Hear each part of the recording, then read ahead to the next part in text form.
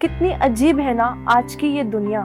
इंसान तो बहुत दिखते हैं मगर इंसानियत कहीं नहीं है। हैवान दिखते ही नहीं है यहाँ, मगर हैवानियत बहुत है। नमस्कार, मैं सान्या और मैं वृंदा आप सभी का स्वागत करती हूँ संडे स्पेशल के इस स्पेशल पेशकश क्रिमिनल ऑफेंस में, जहां हम लेके आए हैं आपके लिए क्राइम की दुनिया से जुड़े कुछ किस्से और आंकड़े।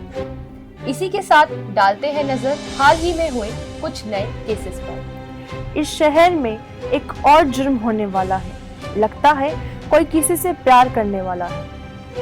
ये केस है 7 फरवरी 2024 का, जब दार्जिलिंग की एक लड़की मिली उत्तराखंड के पारसशाही से, जो दिल्ली के एक ढाबे में कुक का काम करता था। ये दोनों सोशल मीडिया के जरिए से जुड़े और कुछ ही समय में इनमें अच्छी दोस्ती हो गई। लड़की ने बयान देते हुए कहा कि जनवरी के पहले हफ्ते में उसे बेंगलुरु जाना था अपनी हाउस हेल्पर की जॉब को पक्का करने के लिए, और जाते वक्त उसने दिल्ली में पारस से मिलने के लिए एक छोटा सा हॉल्ट लिया, लेकिन पारस ने उसे जाने नहीं दिया और उल्टा उसको जॉब की इंश्योरेंस भी दी और उसे अपने साथ रोक लिया। इसके बाद वह पारस के साथ रहने लगी और कुछ ही समय बाद पारस ने उसे मारना शुरू कर दिया, सेक्सुअली असॉल्ट भी किया।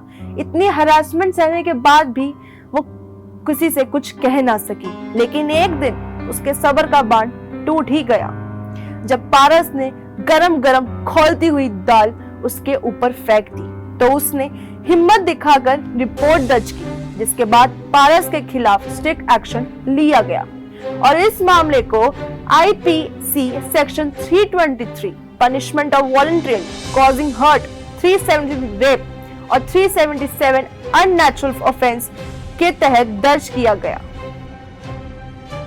कायराना हरकत करने वाले, तुम्हें जरा भी शर्म नहीं आती?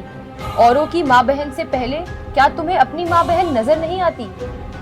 एसिड अटैक के एक ऐसा हमला है जिसमें न केवल शरीर जलता है बल्कि इसकी जलन आत्मा तक पहुंचती है। इंडिया में शुरुआत से ही महिलाएं एसिड अटैक का आसान निशाना रही। हाल ही में एसिड अटैक का एक मामला कर्नाटका में देखने को मिला है, जहां एक सरकारी कॉलेज में 4 मार्च को 3 लड़कियों पे एसिड से हमला किया गया, जिससे वह बुरी तरह से जख्मी हो गई। इस घटना को सुबह के वक्त अंजाम दिया गया। आरोपी का नाम अबिन बताया जा रहा है, जो कि एमबीए का छात्र है और केरला का रहने वाला है। इस एसिड अटैक का कारण प्यार में नाकामी है। आरोपी के निशाने में एक ही लड़की थी, लेकिन उसके साथ बैठी उसकी 2 सहेलियां भी इस एसिड अटैक की चपेट में आ गई। एसिड फेंकते वक्त उसने उस लड़की से कहा कि तुमने मुझे ठुकराया है, तुम किसी और की नहीं हो सकती। बताया जा रहा है कि तीनों छात्र 12वीं की परीक्षा देने जा रहे थे, जहां मेन गेट पर एंट्री करते वक्त ही नकाब और टोपी पहनकर उस शख्स ने उस पर तेजाब फेंक दिया। ऐसा पहली बार नहीं हुआ जब कोई लड़की एक तरफा प्यार का शिकार बनी है। ऐसे मामले पहले भी सामने आते रहे हैं, जहां इन सनकी आशिकों ने कई लड़कियों की जिंदगी बर्बाद की, उन्हें पल पल मरने पे मजबूर किया है, उनके सपनों, उम्मीदों और आशाओं को अपने पागलपन के तले कुचला है। उम्मीद करते हैं कि आरोपी को सख्त से सख्त सजा मिलेगी। आगे से कोई और लड़का ऐसा करने से पहले डरे और लड़कियों की जिंदगी और बर्बाद ना हो। जुदा किसी से किसी का दोस्त ना हो, ये दाग वो है जो दुश्मन को भी नसीब ना हो। क्राइम की इस दुनिया में सामने आया एक नया खेल, दर्ज हुआ एक नया केस। 23 जनवरी रात 11:20 पर एसीपी यानी असिस्टेंट कमिश्नर ऑफ पुलिस ने धारा 365 और 368 के तहत अपने बेटे लक्ष्य चौहान, जो कि 26 वर्ष के थे और 30 हजारी कोर्ट में वकील की प्रैक्टिस पर थे, उनके गुमशुदा होने का मामला दर्ज करवाया गया। जब मामले की जांच की गई तो पता चला कि लक्ष्य अपने 2 दोस्त अभिषेक और विकास के साथ भिवानी एक शादी में गए थे, जहां पर उनकी इस हत्या को अंजाम दिया गया। इस मामले की जांच में सबसे पहले अभिषेक को अरेस्ट किया गया।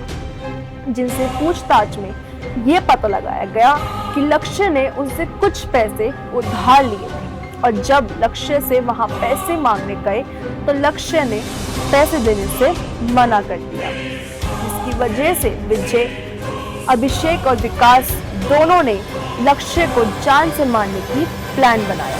अभिषेक ने बताया कि ये तीनों दोस्त शादी में गए थे और देर रात जब वापस आ रहे थे तब वहां रास्ते में मुनुक नहर के पास रुके और वहीं पर उन्हें लक्ष्य को नहर में धक्का दे दिया और वहां से भाग गए। इसके बाद मामले में धारा 302 हत्या भी जोड़ दी गई। फिलहाल पुलिस का कहना यह है कि अभिषेक और विकास दोनों को ही गिरफ्तार कर लिया है और हरियाणा में सिमहालका के समीप नहर से शव भी बरामद किया गया है और जल्द ही अभिषेक और विकास को उनके किए की सजा मिलेगी। जो खुदा से नहीं डरते हैं वही जुर्म करते हैं।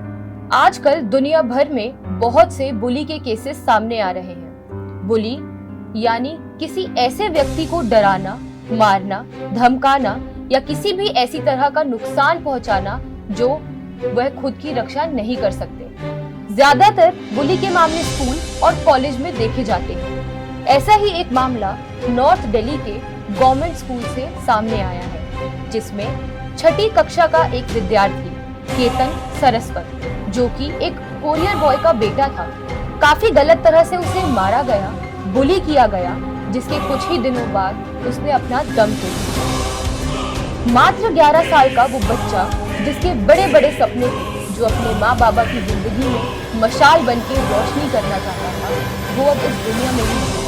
केस की कार्यवाही से पता चला है कि केतन 11 जनवरी को स्कूल में लंच ब्रेक के दौरान अपने दोस्तों के साथ खेल रहा था और उसी वक्त भागते भागते वह एक सीनियर से टकरा गया, जिसके बाद उस सीनियर ने बाकी के लड़कों को बुलाया और गुस्से में आके उसे खूब मारा। केतन के पिताजी का ये कहना है कि जब वह स्कूल से घर लौटा तो वो बहुत दर्द में था और लंगड़ा कर चल रहा था। काफी पूछने के बाद जब उसने बताया कि लंच ब्रेक में उसके साथ क्या हुआ, तो उन्होंने स्कूल में प्रिंसिपल से बात की और उन बच्चों के बारे में पता लगाने के लिए कहा, परंतु स्कूल में कैमरा न होने की वजह से कुछ पता नहीं चल सका। एक हफ्ते तक वो छोटा सा बच्चा दर्द में तड़पता रहा, लेकिन उसे ढंग से इलाज तक नहीं मिला। फिर 9 दिन बाद 20 जनवरी को उसकी मृत्यु हो गई। इस मामले पे जांच अभी भी चल रही है। हम उम्मीद करते हैं कि केतन को इंसाफ मिले।